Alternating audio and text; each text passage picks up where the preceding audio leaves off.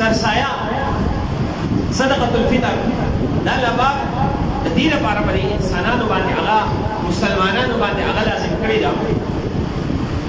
چې دا ټول رمضان د روزي ونیوي انسان هغه کمزوری دی د انسان هغه کوتاهي راځي د رمضان چې کوم حق و چې په دغه رمضان کې به هغه د ژبې خیال ساتي د غوږونو خیال به ساتي چې په دې وخت د ګناه خبرې وانه وړي دغه رنګې هغه د لاس خو هغه خیال به ساتي د سترګو خیال به ساتي د هر اندام به هغه خیال ساتي چې په دې باندې ستانه چېرته د روژې خلاف د آدابو له خلاف کار ونه شي انسان چې کمزوری دی د دنه به چې راغلي وي هغه کارونه د دغې د دغې نه ختمولو دپاره الله پاک چې دی نو هغه سرسایه چې دی نو هغه لازم کړه نبي علیه السلام فرمایي تاسو سرسایه ورکړئ نو یو خو دغه شو چې په روژه کې کوم کوتاهي راغلی د هغې ازاله وشي دویم دا روژه اصل کې د دې لپاره ده چې مونږ هغه وږي شو په دې روژه کې د دې ولږې د وجې نه زمونږ سره هغه د خلک احساس پیدا شي چې کوم خلک هغه وږي وو کوم خلک غریبانان وو دغه احساس د دې کامل نمونه به هغه بیا په صدقة الفطر سره چې چونکې په رمضان کې هغه تا سره د غریب احساس پیدا شو نن چې دی هغه ته صدقة الفطر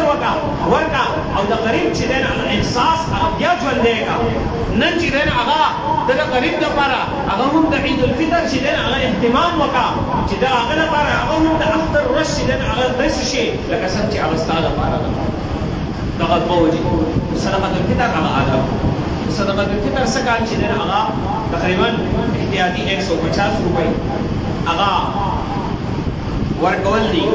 دغه صدقة الفطر کې هغه لازمي دا دی چې یو سړی هغه د نصاب مالک دی نصاب مالک په هغه څنګه چې کوم نصاب هغه موږ په قربانۍ کې هغه ذکر کوو یو سړی دی د هغه سره 52 تولې چاندۍ قیمت موجود دی د دې څومره روپۍ راځي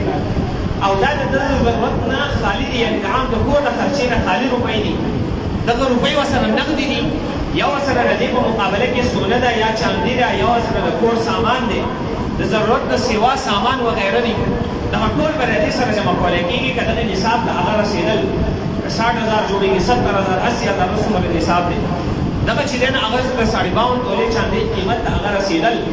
بیا به دغې سړي باندې په خپله صدقة الفطر هم دی د خپل نابالغ بچو صدقة الفطر هم ورکړي د دې سره که د بالغ بچو هغه صدقة الفطر ورکړي د بیبي نو دا هم بل خبره ده پکار ده چې ورکړي زموږ عام رواج هغه هم دغه دی چې خلک هغه ورکوي او که دی دا بالغ بچو ورنکړي دی به دی باندې ګناهګار وي په دې کې بله خبره یاد ساتل پکار دي زموږ عمومي طور خلک چې دی هغه مسافر وو کوم خلک چې هغه مسافر دي دوبۍ کې دي سعودي کې دي ملیشیا کې دي بل ملک کې دي هر ملک کې دي دغه کس چې کوم مسافري کوي د ده په کفالت کې چې کوم خلک د ده بچي نو دی اوس نن چې د اختر په ورځ دی مسافر و چونکې صدقة الفطر د اختر د سهار د بانګونو په دغه ټایم کې هغه لازمي که دی په دغه وخت کې چې دی نو د سهار د بانګونو په وخت کې په کوم ملک کې و د هغې ملک د کرنسۍ مطابق په باندې صدقة الفطر لازم که دی په دوبۍ کې و د هغې مطابق په صدقة الفطر لازم کېږي نو اوس په ده باندې خپل هم د هغې مطابق لازم ده او د خپل بچو هم د هغې مطابق ورکوي د پاکستان مطابق نه دا بیا جدا خبره ده که دی دا پیسې هلته ورکوي او که دلته پاکستان ته راولېږي چالې چې دی نه هغه کور لورکړي چې دا غریبانان له ورکړي ماڼه بیا جایز خو حساب به د هغه ځای لګوي یو مسافر دی په چوټۍ باندې راغلی دی پاکستان کې دی به بیا د پاکستان د حسابه صدقة الفطر ورکوي د خپل بچو هم د پاکستان د حسابه هغه ورکوي دغه مسله به کې انتهایي اهم او د وضاحت واخلو صدقة الفطر دا د اختر نه مخکې هم ورکولی شي په اختر په سهار هم هغه ورکولی شي د لمانځه نه وروسته یې هغه ورکولی شي خو غوره خبره دا ده چې د اختر نه مخکې هغه ورکولی شي